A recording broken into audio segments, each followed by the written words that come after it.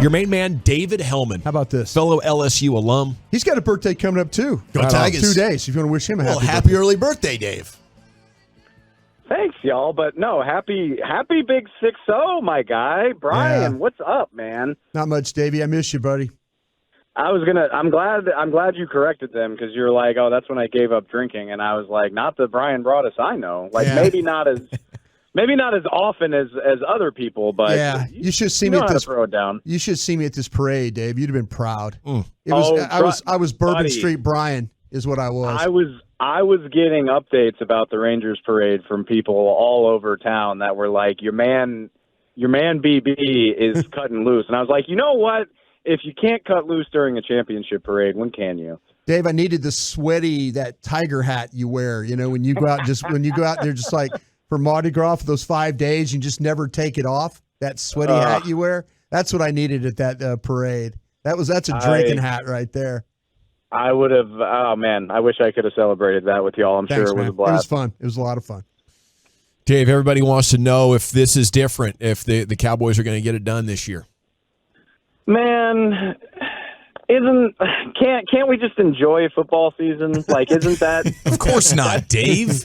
That's the fun of it. I get it. It's a valid question, but like, it just feels like a joyless way to go through life when like nothing matters until you do that. And yeah, like that is important at the end of the day. That's why you do this. That's why it's all worth so much money. I don't know, man. I mean, part of me is like, yes, this is a badass team. I really think the Cowboys, if they're not the second best team in the league, they're top three. I mean, I really think they're right there with anybody. But how can you have complete confidence when the team that's really running the league right now has beaten them up so thoroughly every time they've played over the last 2 years? So unless they get crazy lucky and somebody takes care of San Francisco for them, I don't think you can definitively say that. And if I had to guess, if this team's going to be different, they're going to have to slay that dragon.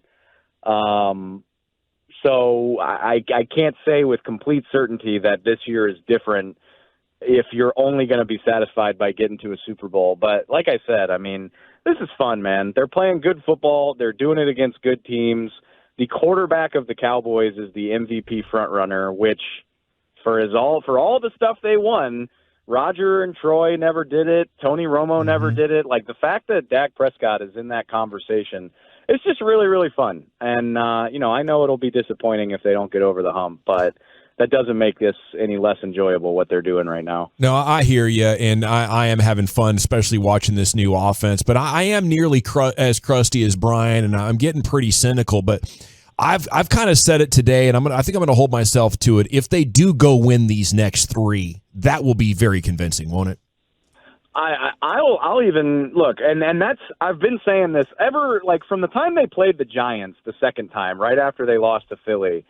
And you were like, it's going to be about December. This is how they're going to prove it. And it's fascinating how each week is a slightly different challenge, right? Like first it was a so-so Seattle team. Then you get Philly, the division leader. Now it's arguably the best quarterback in the NFL. Like, I know the numbers don't reflect that with Josh Allen, but my God, is he playing good football? Yeah. And so what I was going to say is, yes, it would be so convincing if they were to win all three of these. But even this one game, going on the road, and it sounds like the weather's not going to be too terrible for Buffalo in December, but going on the road in that environment and knocking off Josh Allen, who I think damn near everybody would agree is one of the three best quarterbacks walking on earth right now. I mean, that's the type of win the Cowboys haven't gotten. Brian, we've been doing this for 10 years together at this point. That's never been the type of win that they've gotten where they go and knock off a guy like that who is at the top of the league. You know, like a couple years ago, they went up to Arrowhead and played Mahomes, and they played him tough, but they couldn't get in the end zone. Dak threw that bad pick and right before halftime. Then that's typically how it's gone when they've played the Mahomeses and the Allens of the world. So even just winning this game would say so much to me about the caliber of team that they are. I love what you're saying, Dave, because preseason, I feel like, myself, I penciled that in as an L. That seemed like a game going to Buffalo. Weather would be bad. Cowboys would win that. Dak hasn't played great in cold weather. And, Jerry talked earlier with Sean and RJ. He thought the McCarthy win over the Eagles was his signature win so far as the Cowboys head coach. Would this be Dak's signature win going to Buffalo and beating Josh Allen? I was thinking about that this morning, and I felt silly. But, yeah, I think this would be the best win of Dak's career. And, like, a couple people I said it on a couple people pushed back on me on Green Bay Twitter. 16, Pittsburgh 16. A couple people brought that up, but I'm going to tell you right now what I think the difference is that was a loaded team. Like, I mean, sure, Dak was pulling the strings.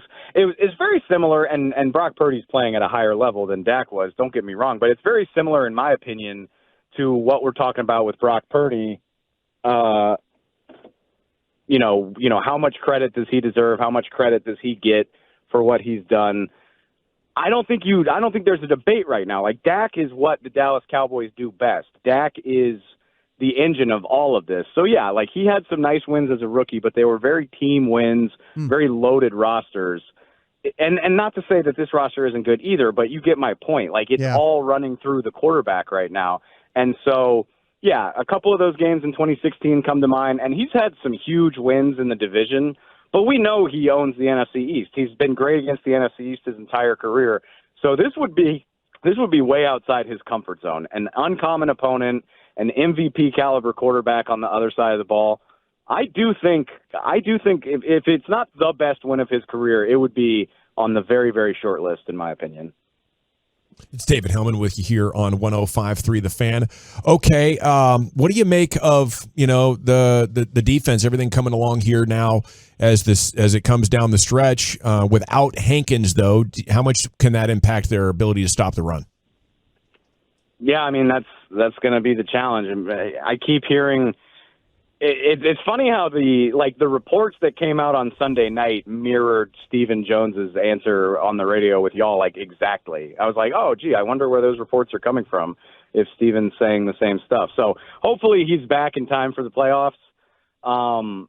Specifically, yeah, I mean, I think the Bills have gotten their ground game. They've gotten their running backs involved a lot over the last, month of the season or so. I think James Cook as a runner, but also what they do, getting him out on the perimeter, I think that's going to be a huge challenge for them. I was encouraged, though. I mean, it was easy to be concerned about how dominant the Seahawks were offensively in that Thursday nighter.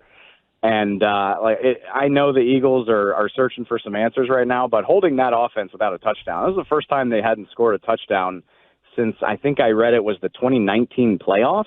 Wow. So, I mean, you're talking 4 years in between shutouts, offensive shutouts anyway. So all of that considered, and then the biggest ace in the hole, in my opinion, is you've got a quarterback that can go down the field and give you a lead, and every defense is going to be better with a lead, particularly one with a pass rush like this. So, yeah, if I had to guess, they'll miss Hankins, but as long as their offense is humming, I think they're designed to take advantage of that. It's David Helman here with you. A terrific football mind. Gives you great answers, even if you give him a crap question. Now, the best, man. Let me ask you this, though, Dave. From your perspective, Detroit getting healthy, how's that matchup? If you were going to plot out a path to the Super Bowl, right, you got to beat the 49ers. Let's take that out, right, because that's what everybody wants to talk about with the playoffs. How do you like the path through in the divisional round? And then AFC matchups, which one of those teams would be the best that we'd want to see there in Vegas?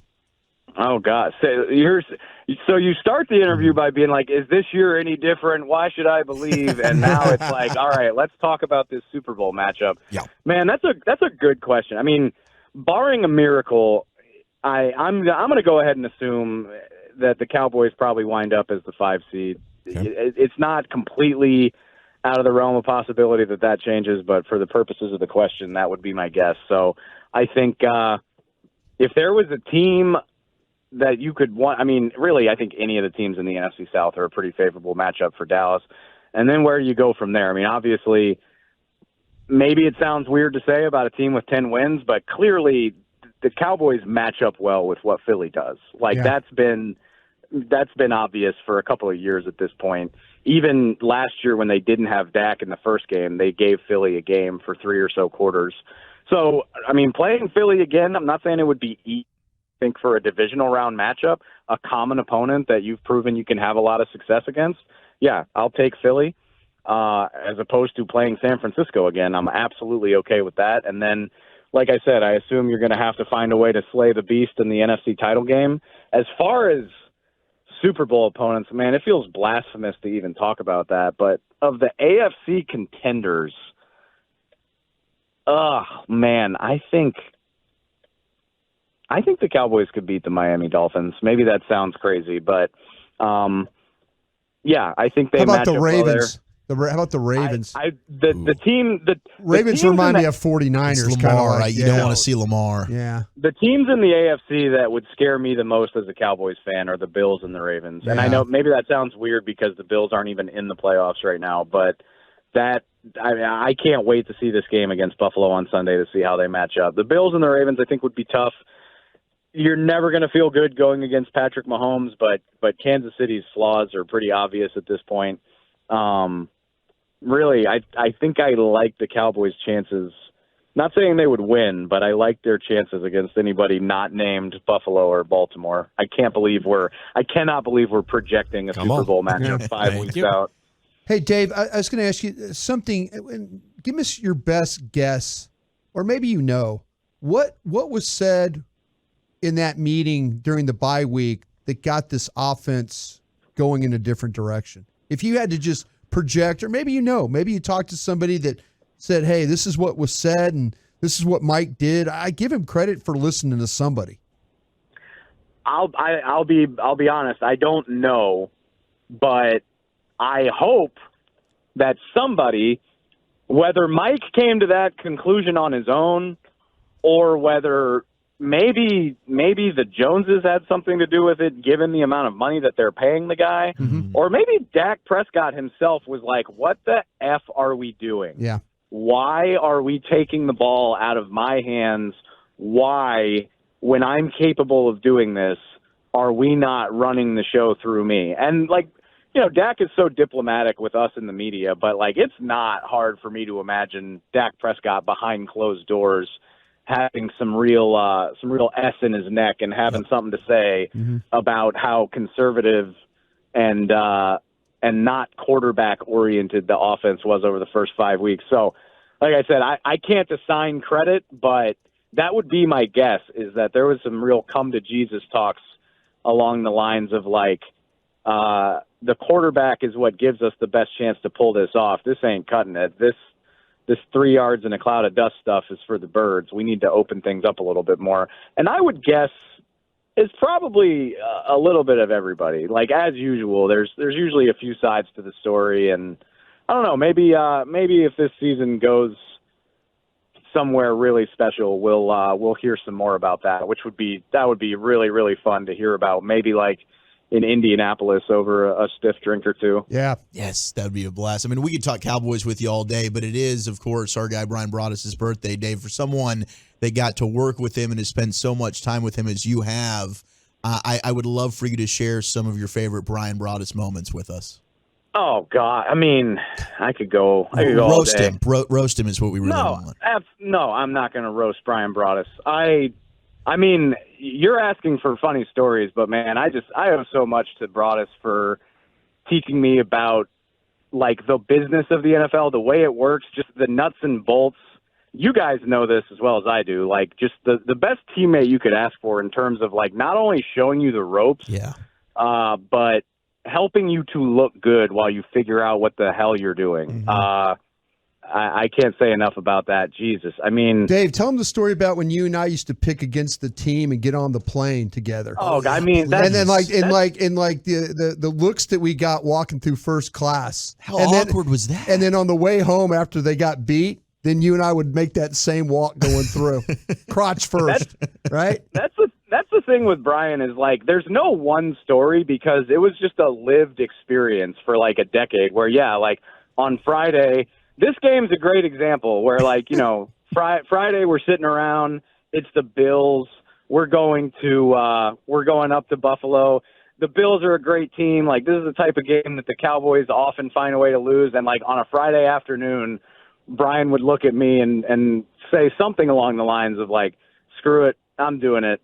And I'd be like, you're doing what? He's like, you know what I'm doing. And sure enough, he makes the pick that Dallas is going to lose the game. And I'm like, oh God, you know what you're signing us up for, right? And yeah, for the rest of the weekend, we're getting looked at sideways and told how mean we are. Yeah. And, we're not team players. And yeah. Wait, actually, no, this is a great Brian Broaddus story. Tell me if I don't have time, but I don't care. You got time. You got the floor. It actually fits because the Cowboys are going up to Buffalo. It's the first time. Last time I went on a road trip with you, yeah. Oh, my God. Yeah. 2015, worst season ever. Obviously, Romo gets hurt. Daks not there. Zeke's not there. Like, none of those guys are there yet, and it's just a nightmare of a season. Everything goes wrong, and I'm telling you right now, like, it's an amazing job. It's a fun job. It sucks when the team is bad. It sucks so bad. Like, everybody's unhappy. Everybody is negative. Anything you say, you make the fans mad, you make the team mad, you make the coaches mad. It is a miserable place to be when the team you work for is like multiple games under 500. So anyway, it's like December. The season is such a joke. Like, Kellen Moore's going to get the start. Like, that's where we're at, is Kellen Moore. They're like, screw it. Let's see what this guy's got. And we go up to Buffalo, miserable game, rainy game. I think Bryce Butler dropped like a slant that would have gone for a touchdown. They don't score a touchdown in the game. So as if all of this wasn't bad enough, we get on the plane, we get back to Texas, and all of a sudden Mickey Spagnola just notices that we've been circling. He's like, we've circled Dallas like 4 times. Like, we should be on the ground by now. And Brian doesn't like flying. So at that point, like, Brian is very upset and very concerned, and everybody's freaking out because, like, A, what's going on with the plane? B, like, we don't have service. Like, my family doesn't know why I'm late. My family probably thinks something went wrong. And Brian, meanwhile, is like in the back of the plane hatching a plot to, like, they divert us to Houston. Yeah. They divert us to Houston because I think we needed gas or like we needed a different part or something. I don't know. But Brian's in the back. He's like, I swear to God, right now, if they open the door to this plane, I am getting off and I will drive back. I'm driving back to Dallas tonight. I don't give a damn. Like, if they open this, and he must have said that like 95 times. And I'm like, Brian, I don't think they're gonna open the door, dude. I think they're just gonna gas us up and like get us back in the air. He's like, I don't care. I'll talk to somebody. I'll talk to anybody. And like, apparently half of our staff hates flying. Yeah. So we've got like 6 people that are willing to go with him. They're like, yeah, Brian, like, lead the charge. Let's get the door open, man. And Brian's like, yeah, we'll get like a Ford Explorer, and let's just get like, I don't care if we get home after sunup. Like, I'm not getting back on this damn plane. And so sure, but of course, none of that happened. They gassed the plane back up, and we flew back to Dallas. And I mean, it was a noon game, so like we should have been home by like 8 or 9 o'clock at night. It was way late. And oh no, we got home at like 2 a.m. And Brian, the next day, Brian walked into the office and told everybody, he was like, I'm done. I'm not getting back on a plane.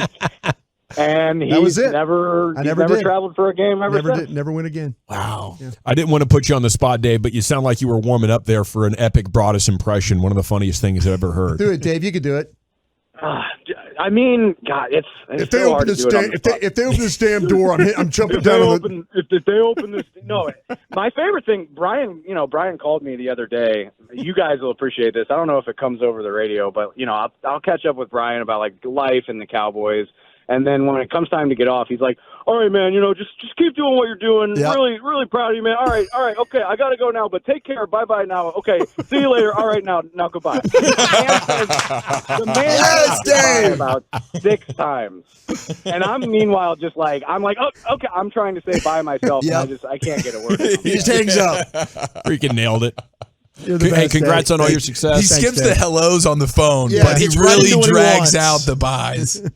Thanks, David. Love you, man. Hey, happy birthday, brother. I love you. I hope y'all have a good one. Thank you. The best, Dave. There he goes, David Helman with you here. I want to fight through the fan.